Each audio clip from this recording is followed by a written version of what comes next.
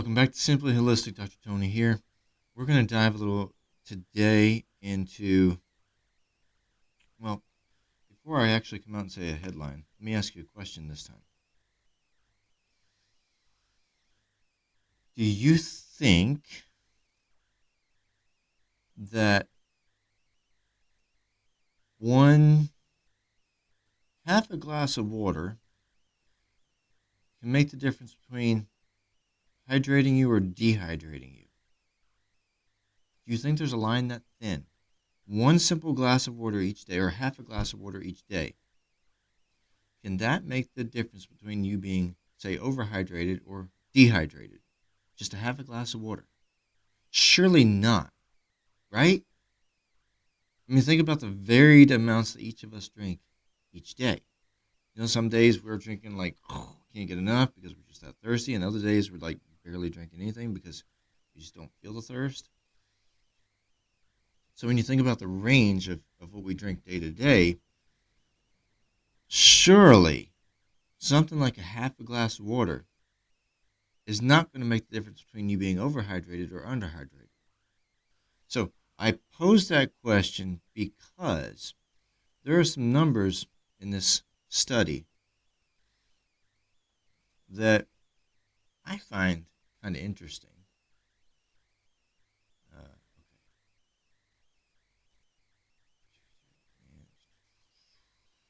Should come back to that part. 3.5 liters. Okay. All right. Where did that percentage go? There.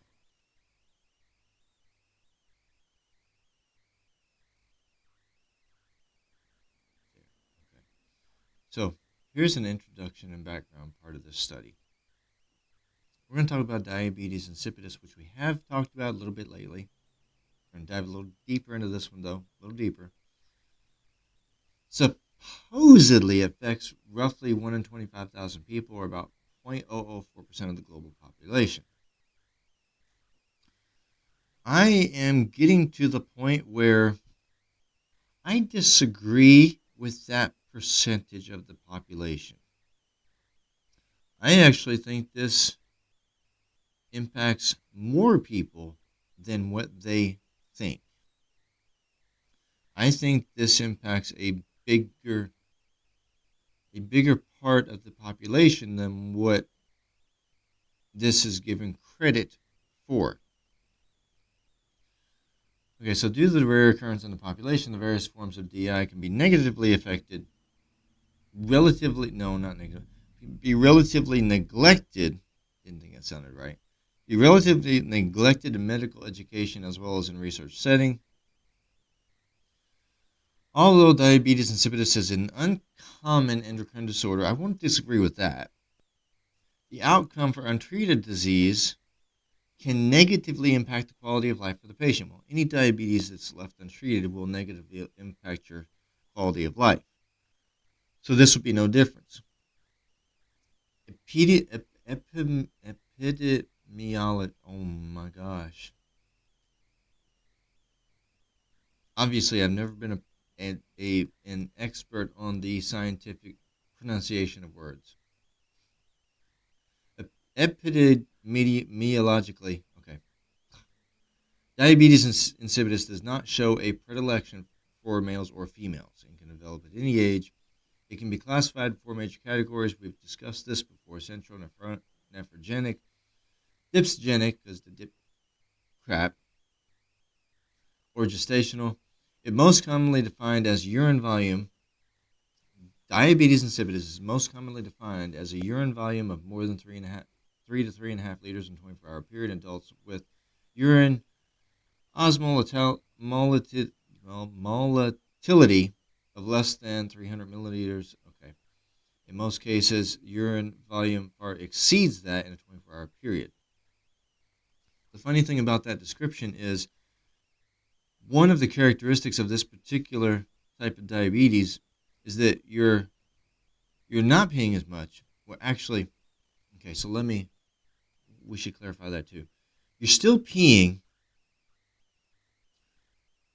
Your body's not flushing as much of the toxins. That's what it is. Your body's not flushing. You're not peeing, probably not peeing as much as what you would be with other types of diabetes. Okay, so there's a difference there. With other types, your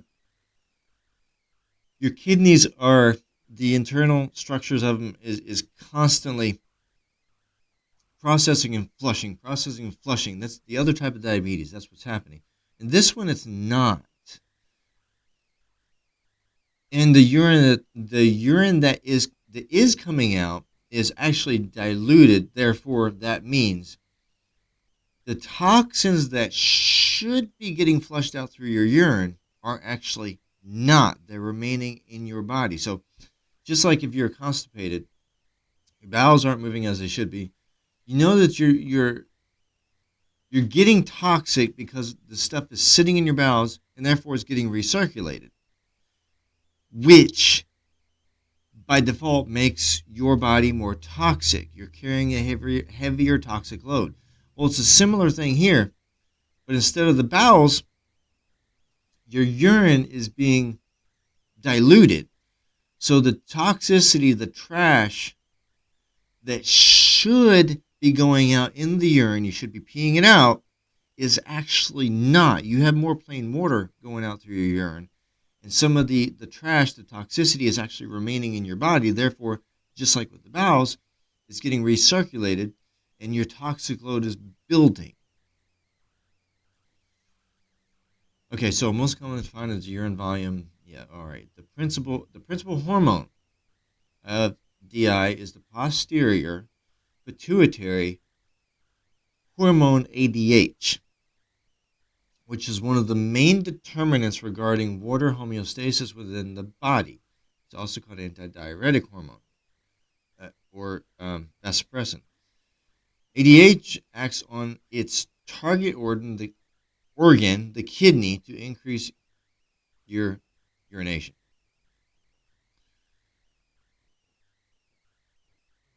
Do we need to go into all that technical stuff? Okay, this is why I asked that question in the beginning. Can a half a cup of water make a difference between overhydrating or dehydrating? I wanted to say underhydrating. Dehydrating you. Ever so slight changes. Ever so slight. Even that of less than 1% in your blood plasma are detected by the receptors of the hypothalamus. Ever so slight changes, even that of less than 1% change in your blood plasma. This is your blood volume. The fluid in your blood, even a less than 1% change in the fluid of your blood is detected by the receptors of the hypothalamus. Up here, a less than 1% change.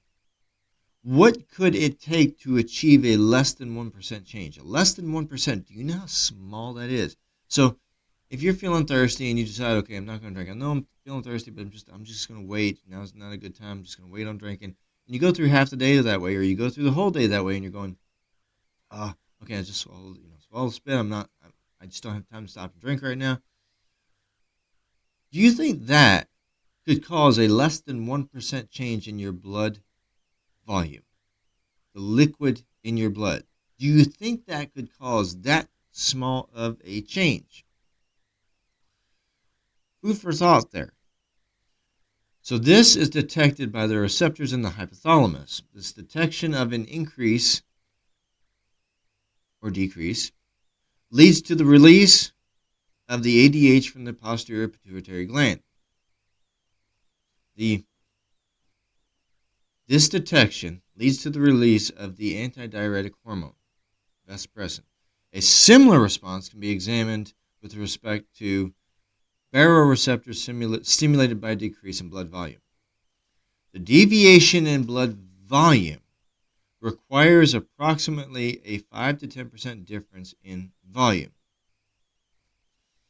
Upon release of this hormone from the hypothalamus, the ADH travels to your posterior pituitary where it's stored until released. The hypothalamus is detecting the changes in the levels of your blood volume. The hypothalamus, the levels of your blood volume daily, actually hourly. It is sending out a hormone to your pituitary.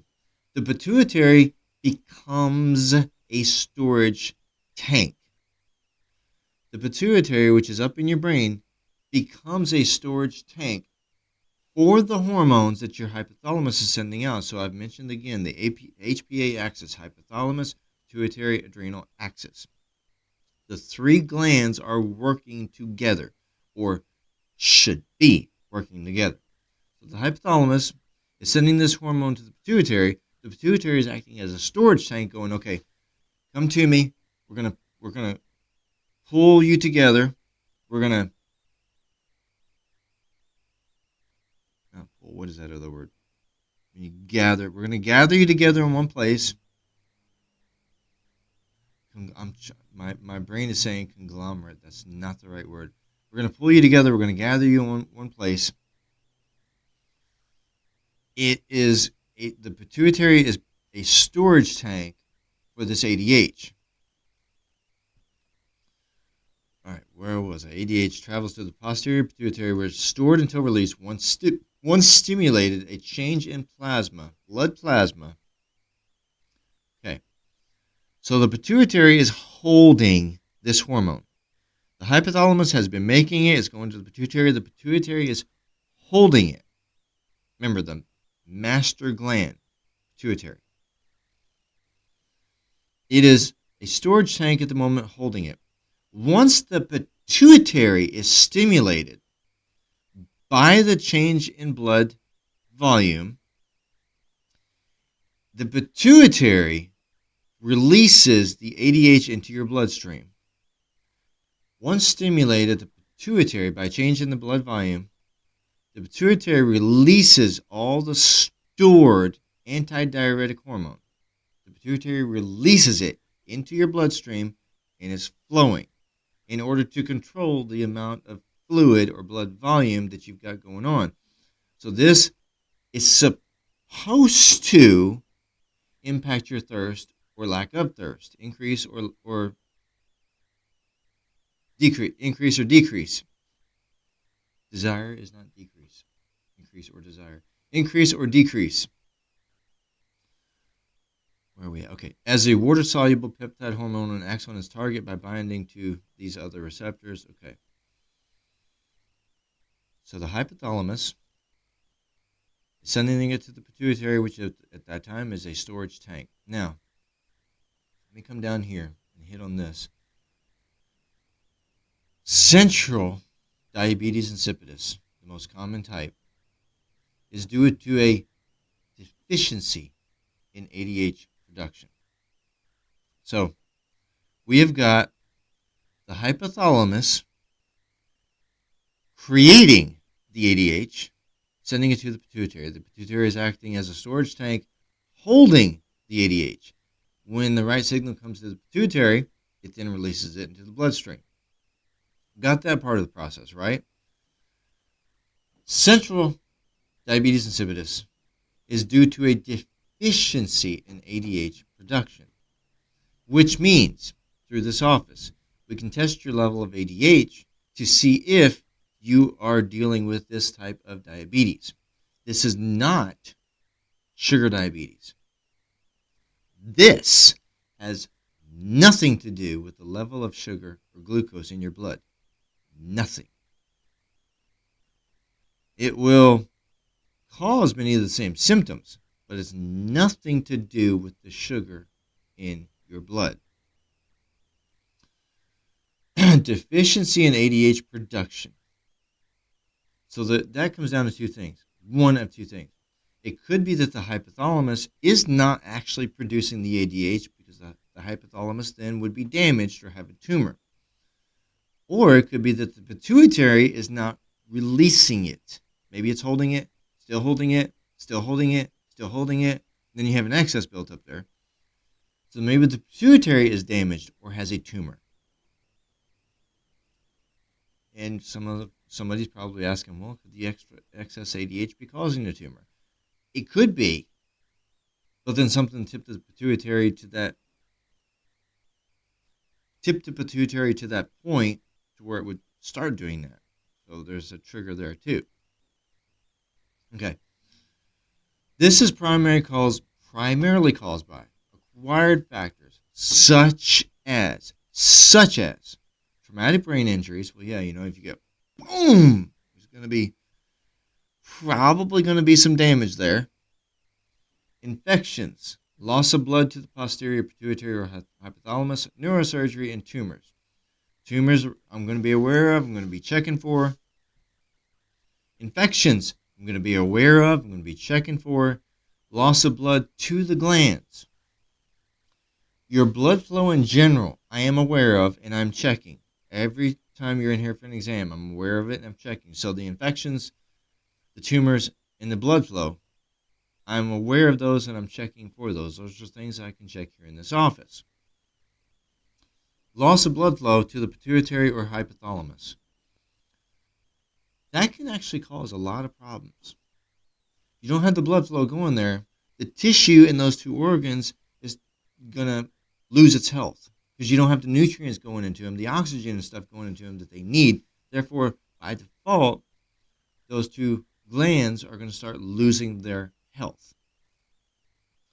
The skipped lesions. Okay, 25% of CDI cases involve hypothalamo neurohypophyseal axis lesions. Got that? Lesions is the important part of that. Cuts in the tissue. Not from somebody stabbing you and stuff. No, but cuts in the tissue. The pituitary gland, the pituitary stalk, and the hypothalamus are quite vulnerable to injury from head trauma, which can result in 16% of CDI cases. So 25% of those cases involve lesions, 16% of which came from injury or head trauma. 20% of CDI cases are iatrogenic post-neurosurgery. Although rare, there are cases of genetic defects in the ADH synthesis. These defects can be inherited as autosomal dominant, autosomal recessive, or X-linked recessive traits that can result in CDI. The inherited or familial causes account for 1%, so something most of you are not going to have to worry about. In other words, the genetic aspect is something most of you will never have to deal with. The specific gene mutation most commonly seen in the loss of the APT. Okay. In addition to the gene mutations, another rare recessive disorder.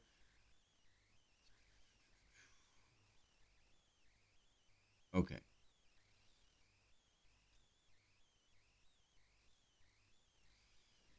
So I want to actually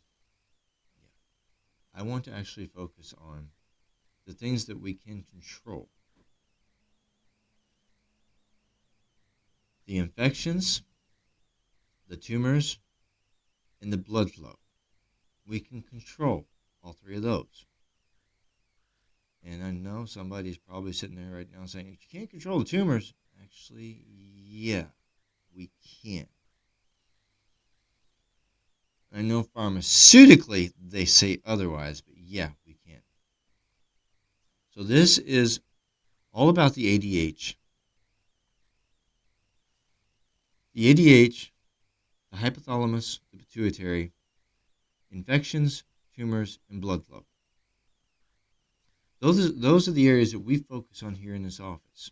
We'll blood test for it. I'm going to physically exam, check body signs for it. The hypothalamus creates this hormone. The pituitary stores this hormone. Or should I say, in both of these cases, it's supposed to be. The hypothalamus is supposed to be creating it if it's working as it should. The pituitary is supposed to be storing it if it's working as it should, and then releasing it at the proper times if it's working as it should. Then we have infections, blood flow It says loss of blood flow. And honestly, most of the time that's what it is. Because when most people start treatment in this office, your blood flow,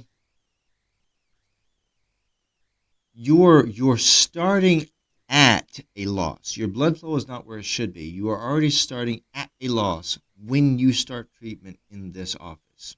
At a loss. Well, how is that possible? My blood's got to be flowing and, I'm living.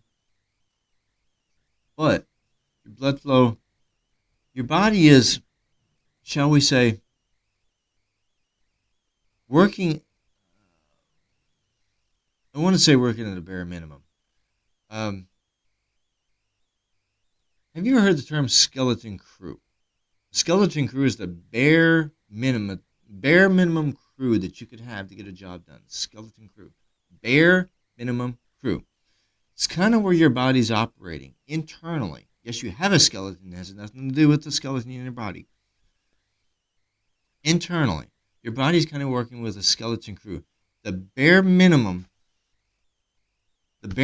signals, the bare minimum hormone balances, the bare minimum blood flow, the bare minimum digestion, the bare minimum bowel movements, the bare minimum of everything that it can do to keep you going. When you start seeing me, that tends to be where your body is. It's operating at the bare minimum of what it needs to do to keep you going. Therefore, you're coming in not healthy. I say all that to explain what I meant by you're going to start with me at a blood loss. Doesn't mean I'm here in the office draining you. We don't use leeches or anything like they did in the old days. We don't bloodlet like they did in the old days. We don't do that kind of stuff. But you're automatically, when you start treatment here, you're automatically at a blood loss. Does that mean that your body has somehow literally lost blood before you come in to see me? Not necessarily. But you're starting at a blood loss because the blood volume going through your veins is not going to be where it should be. The electrolytes in the blood are not going to be where they should be. Your blood flow, this is a huge part of it. Your blood flow is not going to be where it should be when you start treatment with me in this office. Your blood flow is absolutely not going to be where it should be. If it was, you wouldn't be in the health conditions that you are in. So your blood flow is not going to be where it should be. Therefore, put all this together, you start treatment here at a blood loss. This is something that through our protocols, through our treatment, we will be changing for you. We will be helping your body to change this. So, the blood flow we're looking at. The hypothalamus creating this hormone. Pituitary storage tank storing this hormone. Now, depending on infections that you might have or inflammation, depending on tumors that you may have, which we will find out about and discover, depending on the blood volume or blood flow that you have or do not have currently going on, all impact the level of ADH that is going through your body. So when we test this for this hormone, when we test for it, it's going to tell us how much. This is going to tell us, are you battling with this type of diabetes or not? If you are, it's going to actually explain a whole lot of symptoms going on. If not, awesome, you don't have this one to fight with. We will move on to what else is your body is dealing with. Because all of you are individual.